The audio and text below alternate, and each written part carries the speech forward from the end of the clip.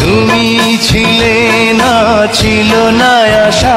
বাহ বাহ, দেখেন প্রিন্স মামুন কি ধরনের আইনজীবী ব্যবস্থা করেছে, তার সাথে সব জায়গায় গিয়ে টিকটক করতেছে। সাব্বাস পাইনা, সাব্বাস। তোমায় পেয়ে আশা বেঁধেছে বাসা। লায়লা খালা আম্মার বাসা ভেঙে দিয়ে নতুন অ্যাডভোকেটের সঙ্গে বাসা বাঁধার প্ল্যান করতেছে প্রিন্স মামুন।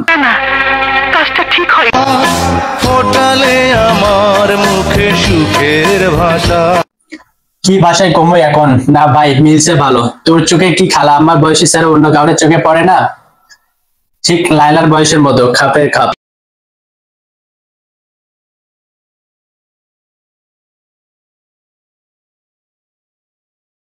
নতুন খালারে বলি, এ ছিল আপনার মনে মামলা লড়ার আগে নিজেকে টিকটকে সেলিব্রিটি বানিয়ে নেওয়া, তারপর মামলা লড়বেন? এটা কি ধরনের পাগলামি? ঠিকই তো, একজন টিকটকের মামলা একজন টিকটকেরই তো লড়বে।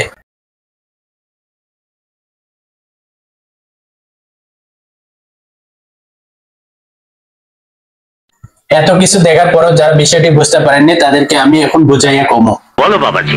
কিছুদিন আগে লায়লা খালা প্রিন্স মামুনের নামে একটা মামলা করেছিল, আর সেই মামলাটি লড়ার জন্য প্রিন্স মামুনের একজন আইনজীবী দরকার ছিল।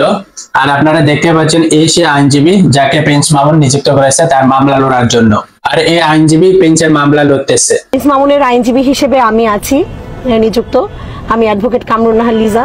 আপনি মামলা লড়বেন ভালো কথা, তাই বলে কি সব জায়গায় গিয়ে তার সাথে টিকটক করতে হবে? কেন টিকটক করবেন?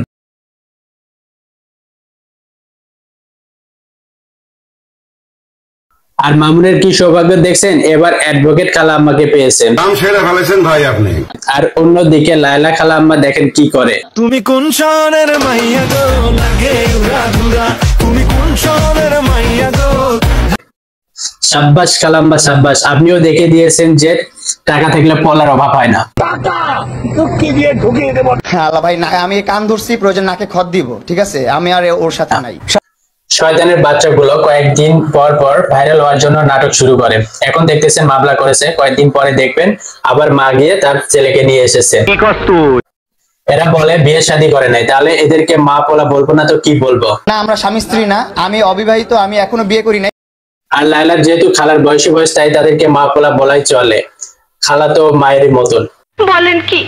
তো আপনারা জানেন যে এই শয়তানেরা কয়েকদিন পর পর বিভিন্ন ধরনের নাটক তৈরি করে। এর আগে দেখলেন যে লায়লাকে মারে নাক টাক ফাটিয়ে দিয়েছে, সেই ধরনের একটা নাটক করলো, তারপরে আবার তারা এক জায়গায় হয়েছে।